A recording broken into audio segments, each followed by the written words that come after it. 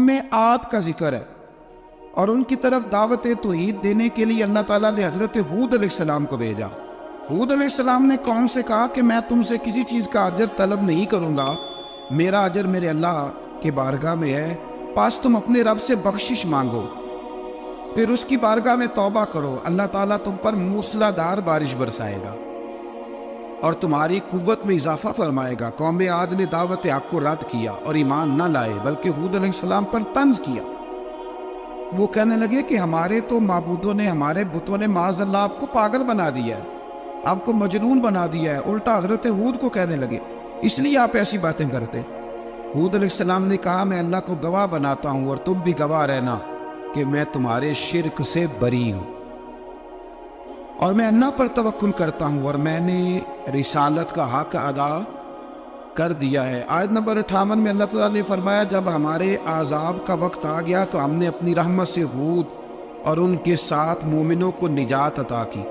قوم عاد نے اللہ کی نشانیاں اور رسولوں کو جھٹلایا اور دنیا اور آخرت میں لعنت کے حقدار ہوئے۔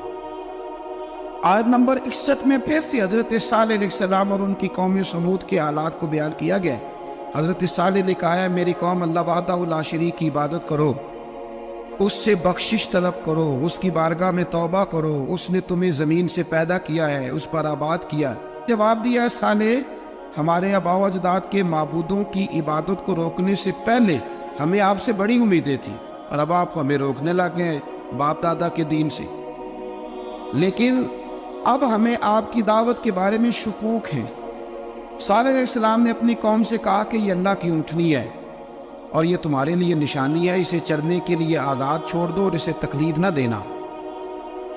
اللہ اکبر، ورنہ تمہیں عذاب پہنچے گا۔ انہوں نے اونٹنی کی کونچیں کاٹ ڈالی۔ صالح علیہ السلام نے کہا تم صرف 3 دن اپنے گھروں میں مزے اٹھا لو، 3 دن، پھر اللہ کا یقینی عذاب آئے گا۔ پھر ایک چنگاڑ نے ان کو آ دبوچا، وہ اپنے گھروں میں گھٹنوں کے بل اوندے پڑے رہ گئے۔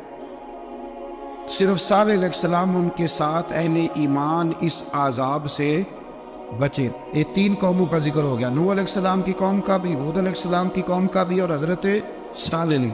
آگے اللہ تبارک و تعالیٰ نے آیت نمبر 69 میں اس بات کا بیان فرمایا کہ حضرت ابراہیم علیہ السلام کے پاس فرشتے بشری شکل میں آئے، انسانی شکل۔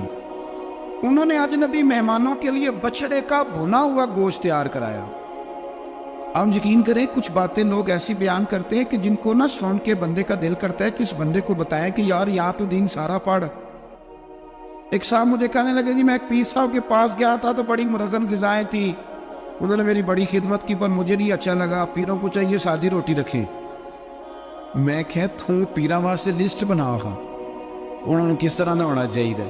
یہ بہت بڑی مصیبت ہے، اگر آپ سادہ کھانا کھلا دیں تب بھی اعتراض ہے، اچھا کھلا دیں کہتے رولا ہے کوئی پیر چوکھے مالدار، دونوں طرف سے مسئلہ۔ تو کہنے لگا جی نہیں پیروں کا کیا کام ہے، وہ کڑائیاں اور وہ سارے۔ تو پھر میں نے انہیں کہا کہ آپ اس طرح کریں، گھر جا کے نا تو 12ویں سپارے کی تلاوت کریں۔ حضرت ابراہیم نے اپنے مہمانوں کے لیے بھونا ہوا کھانا تیار فرمایا تھا۔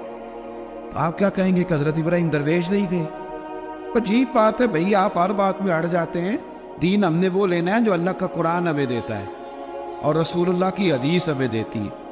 جب انہوں نے دیکھا کہ مہمان کھانے کی طرف ہاتھ نہیں بڑھا رہے تو ان کو ڈر محسوس ہوا۔ حضرت ابراہیم کو فرشتوں نے کہا کہ ہمیں قوم لوط علیہ السلام کے عذاب کے لیے بھیجا گیا ہے۔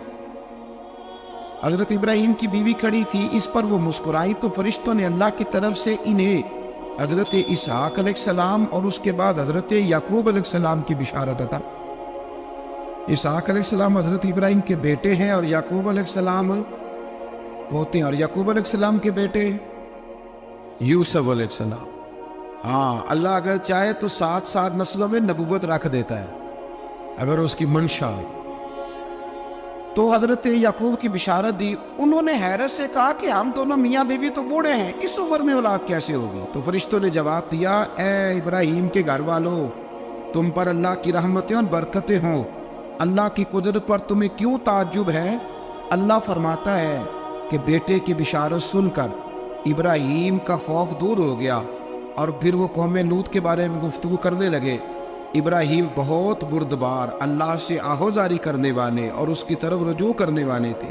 اللہ تعالیٰ نے حضرت ابراہیم علیہ السلام کو فرمایا، اے ابراہیم، اس گزارش سے آپ گریزاں رہیں، اس کا یقینی فیصلہ ہو چکا ہے اور ان پر نہ ٹلنے والا عذاب نازل ہو کے رہے گا۔ وہ کیا گناہ کرتے تھے؟ لوط علیہ السلام کی قوم میں نے بتایا تھا، مرد مردوں سے بدفعلی کرتے۔ تو حضرت ابراہیم نے بھی عرض کی، بار بار گزارش کی، بحث کی کہ اللہ مہربانی فرما ان کا عذاب۔ آپ دیکھیں نبیوں کے حوصلے کتنے بڑے ہیں، قومیں تنگ کرتی ہیں اور طرح طرح کی باتیں کرتی ہیں، اور پیغمبر پھر بھی کہتے ہیں یا اللہ مہربانی فرما، اے اللہ ان سے عذاب۔ آیت نمبر 77 میں حضرت لوط علیہ السلام کی قوم کی بدعمالیوں اور لوط علیہ السلام کے اپنی قوم کو بدعمالیوں کے باعث فرشتوں کی آمد، قوم کے بدعمال لوگوں کے دوڑ کر آنے اور حضرت لوط کو ان کے سمجھانے اور ان کے انکار پر مضطرب ہونے کا ذکر ہے، جس پر فرشتوں نے حضرت لوط کو تسلی دی کہ آپ فکر نہ کریں، ہم آپ کے رب کے فرشتے ہیں، یہ آپ اور ہم تک نہیں پہنچ سکیں گے۔ آپ رات کے آخری حصے میں قوم کی طرف توجہ کیے بغیر ہجرت فرما لیں، اس لیے کہ صبح کے وقت ان پر عذاب آئے گا۔ جب اللہ کا عذاب آیا تو اس نے بستی کے اوپر کے حصے کو نیچے کر دیا اور قوم لوط کے اوپر اللہ کی طرف سے لگاتار نشان زدہ پتھر برسائے گئے، لگاتار پتھر آئے۔ آیت نمبر 84 میں اللہ تعالیٰ نے حضرت شعیب علیہ السلام اور ان کی قوم کا ذکر فرمایا ہے اور ان کے جرائم کو بیان کیا گیا ہے۔ وہ ناپ تول میں کمی کرتے تھے، دوسروں کو چیزیں کم تول کر دیتے تھے۔ اللہ تعالیٰ نے ان سے فرمایا کہ فساد فی الارض سے باز آؤ اور اپنے سے پہلے سرکش امتوں کا انجام دیکھ لو۔ جب حضرت شعیب کی نصیحتوں کا ان پر اثر نہ ہوا تو پھر اللہ تعالیٰ نے انہیں بھی عذاب سے ہلاک کر دیا۔ آیت نمبر 94 میں فرمایا کہ جب ہمارا عذاب آیا تو ہم نے اپنی رحمت سے حضرت شعیب اور ان پر ایمان لانے والوں کو بچا لیا، اور ظالموں کو ایک زبردست چنگاڑ نے پکڑ لیا تو صبح وہ اپنے گھروں میں اوندے منہ پڑے تھے، گویا وہ کبھی وہاں آباد تھے ہی نہیں۔ آیت نمبر 96 میں حضرت موسیٰ علیہ السلام کو عطا کیے جانے والے 9 معجزات کا ذکر ہے۔ پھر فرعون اور اس کے پیروکاروں کے باطل روش کے باعث ان کی ہلاکت کا بھی ذکر فرمایا، اور دنیا اور آخرت میں انہیں ملعون یعنی لعنتی قرار دیا۔ جن بستیوں کو اللہ تعالیٰ نے ہلاک کیا ان میں سے بعض کے آثار موجود ہیں اور بعض کے آثار تک معدوم ہو چکے۔ ان میں سے ہر بستی والے اپنے ظلم کے باعث ہی ہلاک ہوئے۔ اللہ تعالیٰ کسی پر ظلم نہیں فرماتا، لوگ خود اپنی جانوں پر ظلم کرتے ہیں۔ جو شخص عذاب آخرت سے ڈرتا ہے اس کے لیے اس میں نشانیاں موجود ہیں۔ آیت نمبر 106 سے اللہ تعالیٰ نے انجام کے اعتبار سے لوگوں کی 2 قسمیں بیان کی، 2 قسمیں فرمایا، ایک ہے سعادت مند لوگ اور دوسرے ہیں بدبخت۔ فرمایا بدبختوں کا ٹھکانہ جہنم ہے جس میں وہ ہمیشہ رہیں گے، اور نیک بختوں کا ٹھکانہ جنت ہے، وہ ہمیشہ اسی میں رہیں گے، اور ان کے لیے اللہ کی طرف سے نا ختم ہونے والی عطائیں۔ آیت نمبر 110 میں حضور صلی اللہ علیہ وسلم کو تسلی دی گئی کہ جس طرح یہ لوگ قرآن کے بارے میں اختلاف کرتے ہیں، اسی طرح قوم موسیٰ نے تورات کے بارے میں بھی اختلاف کیا تھا، اور اللہ نے ان کے اعمال کا پورا بدلہ انہیں دیا۔ آیت نمبر 112 سے سرکشی کو چھوڑ کر احکامات دین پر استقامت اختیار کرنے اور ظالموں کے ساتھ میل جول رکھنے سے بچنے کا حکم دیا گیا ہے، اور فرمایا کہ ظالموں سے میل جول کا انجام دوزخ کی آگ ہے۔ ہم لوگ نہ شکوہ کرتے ہیں، کسی حکومت کو بنے ہوئے 6 مہینے گزرتے ہیں تو شکوہ شروع ہو جاتا ہے، حالانکہ وہ خود تو نہیں نہ بنتے، ان کو کوئی بنانے والا ہے۔ تو ظالم کا جو مددگار ہوتا ہے وہ بھی ظالم ہوتا ہے، اس لیے احتیاط کریں۔ اور یہ صرف سیاستدانوں کی بات نہیں، دنیا کے ہر معاملے میں آپ غور کریں کہ آپ کسی ظالم کے مددگار تو نہیں۔ اللہ تعالی ہمیں حق پر استقامت عطا فرمائے۔ آیت نمبر 114 میں دن کے دونوں طرفوں میں اور ابتدائی رات کے کچھ حصے میں اللہ تعالیٰ نے نماز قائم کرنے کا حکم دیا ہے۔ رات کے کچھ حصے میں بھی نماز پڑھنی چاہیے، اور یہ بھی بتایا کہ بے شک نیکیاں گناہوں کو مٹا دیتی ہیں، اور یہ نصیحت قبول کرنے والوں کے لیے نصیحت ہے۔ آیت نمبر 120 میں اللہ تعالیٰ نے فرمایا کہ ہم آپ صلی اللہ علیہ وسلم کو رسولوں کی تمام خبریں آپ کے دل کی تسکین اور تقویت کے لیے بیان کرتے، اور ان میں مومنوں کے لیے نصیحت اور عبرت ہے کہ ان ساری باتوں سے عبرت پکڑ لو، بچہ صرف وہی جو اللہ کے نبیوں کے طریقے پہ چلا اور نبیوں کے ساتھ رہا، باقی بچ سکے نہیں۔ اللہ تعالیٰ کی طرف سے توحید و رسالت اور وقوع قیامت کے دلائل بھی ہیں۔ آیت نمبر 123 میں فرمایا کہ آسمانوں اور زمینوں میں سب غیب اللہ ہی کے ساتھ مختص ہیں اور ہر کام اسی کی طرف لوٹایا جاتا ہے، آپ اسی کی عبادت کیجئے، اسی پر توکل کیجئے، اور آپ کا رب لوگوں کے اعمال سے غافل نہیں ہے۔ اسی پارے میں آگے سورۃ یوسف شروع ہو رہی ہے۔ اس کو اللہ تعالیٰ نے کہا ہے کہ یہ بڑا پیارا قصہ ہے، احسن القصص کا، قصوں میں سونا قصہ۔ تو یہ کچھ 12ویں پارے میں اور کچھ 13ویں پارے میں ہے۔ میں نے یہ ارادہ کیا کہ یہ ایک ہی دن پوری بیان کی گئی۔ ایک بزرگ کی بات لکھی جو تابعی ہے، وہ فرماتے ہیں کہ ان بزرگوں کا طریقہ یہ تھا کہ وہ لوگوں سے چھپ کے پہاڑ کے پیچھے عبادت کرتے تھے، اور پوزیشن ان کی یہ تھی کہ کسی سے ملتے نہیں تھے، بالخصوص فجر کی نماز سے لے کر عصر کی نماز تک بکریاں رکھی ہوئی تھیں، ان کو چراتے رہتے تھے فرات کے کنارے اور نفل پڑھتے رہتے تھے۔ اس وقت کو ملنے بھی نہیں آتا تھا۔ ایک شخص بڑی دور سے ان کی شہرت سن کے آیا، میں نے تو ملنا ہے۔ لوگوں نے کہا وہ اس وقت نہیں ملتے، ناراض ہوتے۔ اس نے کہا اللہ کا بندہ ہے نا، ناراض ہو بھی جائے گا تو لمبا ناراض رہے گا نہیں، اللہ والے جلدی راضی ہو جاتے۔ پہنچ گئے۔ اب وہ بابا جی نماز پڑھ رہے تھے تو کہتے میں نے عجیب منظر دیکھا کہ بابا جی فرات کے کنارے نماز پڑھ رہے ہیں اور ایک بھیڑیا ان کی بکریوں کی حفاظت کر رہا ہے۔ کہتے میں حیران رہ گیا کہ بھیڑیا تو بکریاں کھایا کرتا ہے اور یہاں چرا رہا ہے۔ کہتے میں جب گیا تو بابا جی نوافل میں مشغول تھے، مجھے دیکھ کے کہنے لگا اس وقت کیوں آئے ہیں؟ میں نے کہا حضور اگر آئے گیا ہوں تو پھر مہربانی کرے قبول فرما لیں۔ میں بیٹھ گیا تو میں نے کہا حضور یہ بھیڑیا بکریاں چرا رہا ہے، بھیڑیا اور بکریاں کی صلح کب سے ہو گئی؟ تو فرماتے ہیں لمبی تقریر نہیں، ہلکا سا جملہ۔ فرمانے لگے جب سے بکریوں کے مالک نے رب سے صلح کر لی ہے نا، تب سے بھیڑیوں نے بھی بکریوں سے صلح کر لی ہے۔ بکریوں کے مالک نے رب سے صلح کر لی، گناہ چھوڑ دیے، اس کی فرما برداری میں آ گئے۔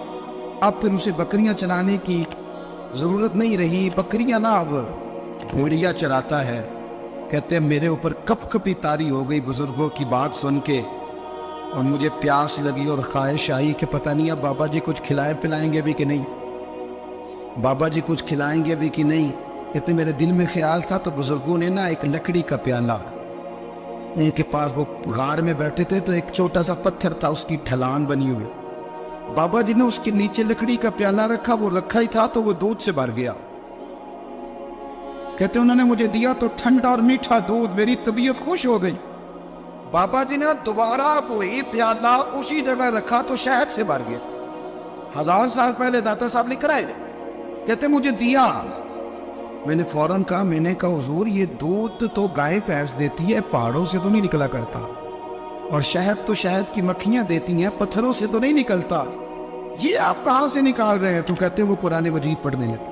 وَإِذِ اسْتَسْقَىٰ مُوسَىٰ لِقَوْمِهِ، جب موسیٰ کی قوم نے ان سے پانی مانگا، فرمانے لگے موسیٰ کی نافرمان قوم پانی مانگے، حضرت موسیٰ پتھر پہ ڈنڈا مارے تو اللہ وہاں سے 12 چشمے جاری کر دے۔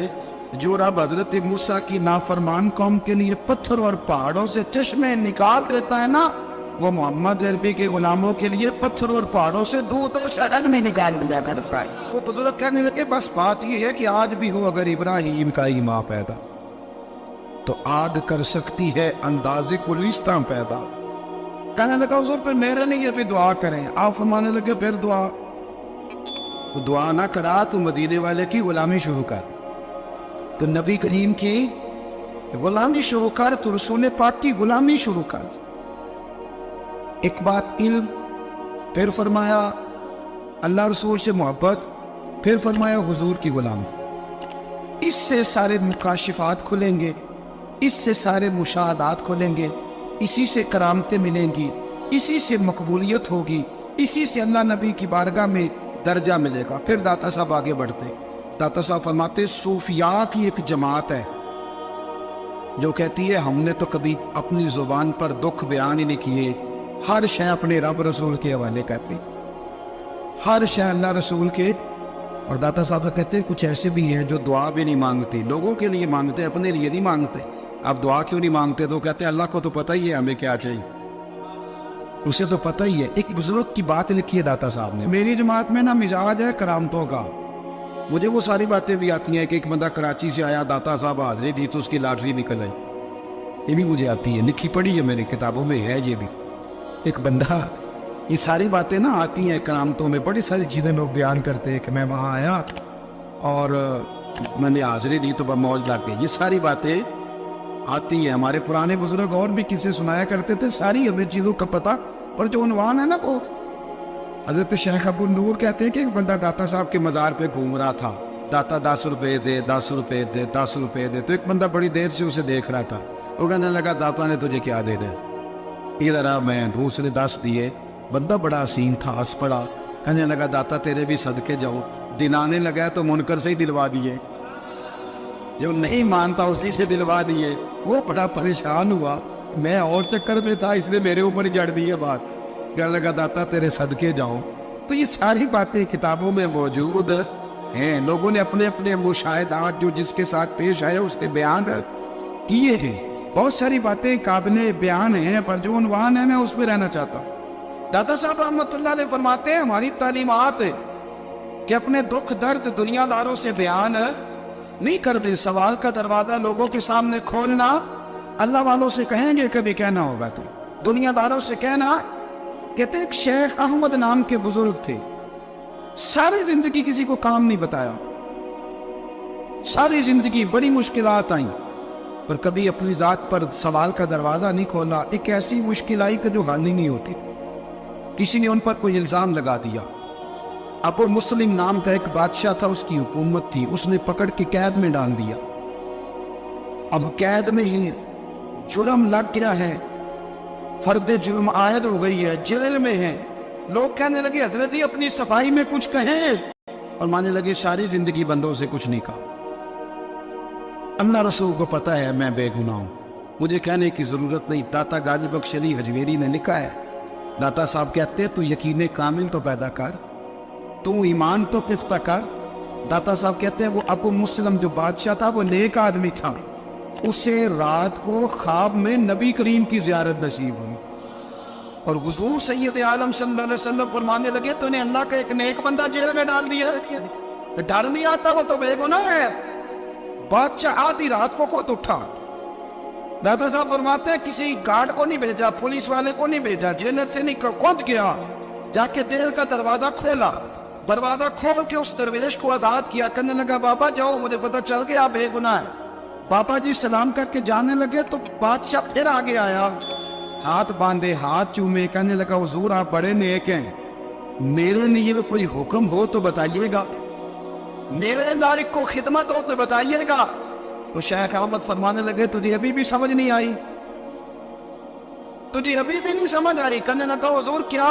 فرمانے لگا جو تہجد کے وقت تجھے اٹھا کے مجھے رہا کرنے بھیج سکتے ہیں وہ میری کوئی ضرورت باقی رہنے دیں گے؟ مجھے وہ ضرورت پڑے گی کسی اور پہ دینے کی؟ جو تہجد کے وقت تجھے اٹھا کے بھیجتے ہیں کہ جا کھول جا کے دروازہ، وہ ضرورت رکھیں گے؟ میری ضرورت مجھے رہے گی کہ میں تجھے اور وہی کام آدمی میں تجھے سمجھ نہیں آئی؟ وہ داتا علی حجویری رحمت اللہ علیہ فرماتے ہیں میں ہماری طبیعت ہے، ہم نے بندوں سے دل لگا لیا، دل اللہ رسول سے لگاؤ. کسی بندے سے لگانا تو اس سے لگاؤ جو اللہ والا ہو. اختلاف شدت کا تھا. ابو سفیان آئے حضور کی بارگاہ میں. آئے کس لیے؟ مکے میں قحط پڑ گیا ہے، بارش نہیں ہوتی. ادھر سمامہ بن اسال یمامہ قبیلے کے سربراہ کلمہ پڑھ کے مسلمان ہو گئے. ساری گندم اس قبیلے سے آتی تھی. سمامہ کہنے لگا تم میرے مصطفیٰ کو نہیں بانٹتے، کوئی گندم نہیں پار جاؤ. ایک بارش کوئی نہیں، دوسری گندم کوئی نہیں. ابو سفیان تڑپ کے در رسول پہ حاضر ہوئے. ابھی تھوڑے دن گزرے ہیں احد میں حضور کے دانت شہید کیے، ابھی تھوڑے دن گزرے حضور کو ستایا ہے، ابھی تھوڑے دن گزرے حضرت امیر حمزہ کا کلیجہ نکال کے چبایا ہے، ابھی تھوڑے دن گزرے حضرت انس بن نضر کی گردن کاٹی، ابھی تھوڑے دن گزرے عبداللہ بن جحش کے ٹکڑے کیے، ابھی تھوڑے دن گزرے حضور کو ستایا ہے، تڑپایا ہے. پر حضرت علی شیر خدا فرماتے میں ماننے والا اس رسول کا ہوں، اس کے دانت شہید ہو گئے، عہد کے اندر ساری داڑھی لہو سے بھر گئی، फरमाते मैं रो पड़ा और मैंने कहा महबूब आप नहीं मुझसे बर्दाश्त होता, दुआ करें अल्लाह इन पे अज़ाब नाज़िल करे। आए हाथ आप दुआ करेंगे तो अल्लाह तबारक व तआला 2 पहाड़ियों में पीस डालेगा। हज़रत अली कहते हैं मैंने अर्ज की तो हुजूर ने हाथ उठाए और दुआ क्या दी, अल्लाहुम्मा कौमी फ़इन्नहुम ला यअलमून, ऐ अल्लाह मेरी कौम को हिदायत दे दे, ये जानते नहीं ये क्या कर रहे हैं। अल्लाह इन्हें हिदायत दे। अखलाक़ी असला का मेयार। थोड़े दिन पहले हुजूर के साथ ये रवैया, अबू सुफियान अब बेहाल हो गए, बच्चे भूख से मरने लगे, जानवर प्यास से मरने लगे। अबू सुफियान छुपता छुपाता कहने लगा चारा कोई नहीं, मुस्तफा के पास जाना ही पड़ेगा। अबू सुफियान मदीने पहुंच गए। जब पहुंचे ना तो अबू सुफियान की अपनी साहिबजादी हजरत उम्मे हबीबा उम्मुल मोमिनीन थी, रसूलुल्लाह की ज़ौजा थी। अबू सुफियान जब आए तो हजरत उम्मे हबीबा के पास सीधे उनके घर गए बेटी से मिलने। हुजूर का बिस्तर बिछा हुआ, हजरत उम्मे हबीबा हुजूर की ज़ौजा उम्मुल मोमिनीन बिस्तर बिछा, अबू सुफियान बैठने लगे। जनाब उम्मे हबीबा कहने लगी अपा जी ठहर जाए। वो ठहरे तो बिस्तर समेट दिया। कहने लगे बेटी शायद तेरे घर में कोई कीमती बिस्तर नहीं, गुर्बत छुपाने के लिए बिस्तर समेट रही हो। जनाब उम्मे हबीबा कहने लगी अपा तो मुसलमान नहीं ना हुआ, अभी तेरी सोच काफिरों जैसी है, तू यहाँ आके खड़ा होना जहाँ मैं खड़ी हूँ, फिर तुझे रसूलुल्लाह की मोहब्बत के रंग का पता चले। तू अभी खड़ा बना है जहाँ तुझे कुफर ही कुफर सुनाई और सुझाई देता है। बिस्तर इसलिए नहीं समेटा कि माज़अल्लाह कम कीमत था, मैंने इसलिए समेटा है कि वो नजस है, नापाक है, अभी कलमा नहीं पढ़ता। और ये उस रसूल का बिस्तर है कि जो बिस्तर में मौजूद होते हैं तो जिब्रील अमीन कुरान लेके तशरीफ ले आते हैं। तेरा वजूद इस काबिल नहीं कि यहाँ बिठाया जाए। नबी मोहम्मद सल्लल्लाहु अलैहि वसल्लम की बारगाह तक अबू सुफियान आए। अबू सुफियान कहते मुझे उम्मीद नहीं थी, अभी सोच नहीं ना बदली, कहते मुझे उम्मीद नहीं थी, मेरा ख्याल था वो शिकवे करेंगे, शिकायतें करेंगे, वो कहेंगे तुमने भी तो बड़ा कुछ किया है ना। अबू सुफियान कहते हैं मैं कुर्बान जाऊं, मैंने ये रंग देखा तो मदीने की फिजा वैसे ही बड़ी ठंडी थी, लेकिन मुस्तफ़ा करीम के साथ जब मैंने बात की तो मेरे वजूद पर गिरिया तारी हो, मेरे ऊपर कैफियत तारी हो गई, मैं तड़पने लगा। कहते मैंने कहा महबूबा मैं आया हूँ, आपका कलमा पढ़ते ही समामा ने कदम बंद कर दी है, बारिशें रुक गई है, मक्के के लोग भूख और प्यास से मरने लगे हैं, महबूबा बेटियां रोती है, या रसूल अल्लाह माएँ उनकी छातियों में दूध खुश्क हो गया है, बच्चे बिलखते हैं। अबू सुफियान कहते हैं मैं दुश्मन था, सारे मक्के के लोग दुश्मनी करते थे, लेकिन जब मैंने ये लफ्ज कहे ना, अचानक मेरी नजर उठी तो मुस्तफा करीम की तो आंखें आंसू बरसा रही। कहते मेरी बात भी मुकम्मल ना हुई, हुजूर ने पहले रुक्का मंगवाया समामा के नाम, फरमाया पहले तू इन्हें गता अपनी मर्जी से देता था, अब तेरे नबी का हुक्म है कि पहले से बढ़कर तूने गल्ला देना है। और फिर मेरे मुस्तफा ने हाथ उठाए। और भाई मुश्किल होता है, मुश्किल होता है, सगे भाई के लिए लोग दुआ नहीं करते, तो मेरा शरीका है, सास बहू के लिए बहू सास के लिए दुआ नहीं मांगती, कहते इख्तलाफ है, लोग लोगों की जिंदगी नहीं मानते, बीमारी पे शिफा नहीं मानते। अबू सुफियान कहते आप ना के नाज तेरे कुर्बान जाऊं। हुजूर ने हाथ उठाए और कहा है अल्लाह मक्के की संगलार पहाड़ियों पे बारिश बरसा, ऐ अल्लाह खेतियां हरी कर दे, ऐ अल्लाह माओ की छातियों पे दूध भर दे, अल्लाह औरतों को ताजगी दे दे, बच्चों को रानाई दे दे, फलों फूलों को ताजगी दे दे। अब उस त्याग कहते पहले हुजूर रो रहे थे, और जब नबी पाक की दुआ देखी तो मैंने रोना शुरू कर दिया, मैंने रोना शुरू कर दिया। कहते वापस आया तो वो एहसास कि यार ये मैं किस शख्स से मिल के आया हूँ, ये किस किस्म के आदमी से मिल के आया हूँ, ये कैसा लग गया, ये किस किस्म का अंदाज है कि जिसको मैं पत्थर मारता रहा वो मेरे लिए दुआएं लेके बैठा हुआ है, इसको सारी जिंदगी सताया है, वो मेरे बच्चे के लिए रोता है, मेरी बेटी के लिए उसकी आंख में आंसू है, वो हमारे लिए तड़प रहा है। मेरे भाइयों, अबू सुफियान कहते हैं फिर दूसरा जलवा मैंने तब देखा जब हुजूर मक्के आए, और मैं तो आखिर तक लड़ने आया था ना हुदैबिया तक। कहते जब रसूल पाक मक्के आए और हुजूर ने ऐलान माफ़ी किया तो बनता तो ये था कि मुझे सज़ा मिलती, لیکن میرے مصطفیٰ کریم نے فرمایا جو ابو سفیان کے گھر میں چلا جائے گا میں اسے معاف کر دوں گا۔ کہتے ہیں میں نے کہا یہ میرے لیے کس قسم کی سزا تجویز کی ہے کہ میں عمر بھر دشمنی کرتا رہا اور جہاں رنگ عجیب ہے، حضور نے میرے لیے ہی اعزاز لکھ دیا، فرمایا جو ابو سفیان کی حویلی میں داخل ہو گیا میں نے معاف کیا۔ ابو سفیان کہتے پتہ نہیں کتنے پردے تھے جو اٹھ گئے، پتہ نہیں کتنی منزلیں تھیں جو طے ہو گئی، پتہ نہیں کتنے جلوے تھے جن کا نظارہ ہو گیا، اور میں نے غور سے چہرہ دیکھا تو میری آنکھوں سے پٹی اتر گئی اور مجھے عبداللہ کے یتیم بیٹے کے پیچھے محمد الرسول اللہ کے جلوے نظر آنے شروع ہو۔ اخلاقی قدریں جب موجود رہتی، یہاں تو لوگ مرے ہوئے شخص کو مارتے ہیں، یہاں تو سڑک پر کتنی گراوٹ ہے اور کتنا گر گیا ہے، اخلاق ان لوگوں کا ایکسیڈنٹ ہو گیا ہے، ٹرین کی پٹری سے اتر گئی ہے، چیخو پکار ہے، واہے ہے، تڑپنا ہے، رونا ہے، سسکیاں ہے، ماں کا بازو کٹا ہے پر وہ چیختی ہے ذرا میرے بیٹے کا پتہ کرو، باپ کی آنکھوں میں ریت پڑ گئی ہے پر وہ تڑپتا ہو میرا بیٹا تھا، چیخو پکار ہو رہی ہے۔ پر ظلم ہے اس قوم کا کہ جو بچانے والے آئے ہیں وہ پہلے آتے ہی ان کی جیبیں ٹٹول کہ بٹوے دیکھ رہے ہیں گری ہوئی عورتوں کے، یہ آپ اٹھا کر دیکھیے اخبارات، عورتوں کے گری ہوئی عورتوں کے کانوں سے بالیاں نوچی گئی اور ان کے کان کٹ گئے، یہ اس قوم کا حال ہے۔ اقبال کہتے ہیں جنہیں آتا نہیں دنیا میں کوئی فن تم ہو اور بیچ کھاتے ہیں جو بزرگوں کا کفن تم ہو، تم وہ لوگ ہو جو کفنوں پہ سودے کرتے ہو، جو قبروں پہ سودے کرتے ہو۔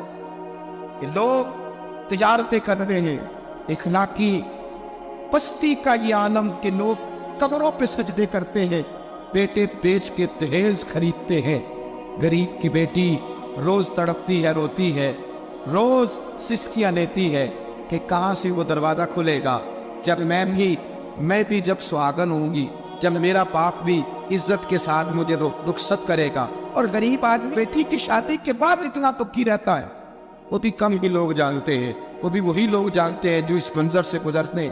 ہمارا اخلاقی معاملہ اس قدر زیادہ تباہی کا شکار ہے۔ میرے مصطفیٰ کریم سید عالم نور مجسم صلی اللہ علیہ وسلم جذبات کا خیال رکھتے، احساسات کا خیال رکھتے، تصورات کا۔ او بھائی اس سے بڑا اخلاق کا مظاہرہ کہاں سے لینے جاؤ گے؟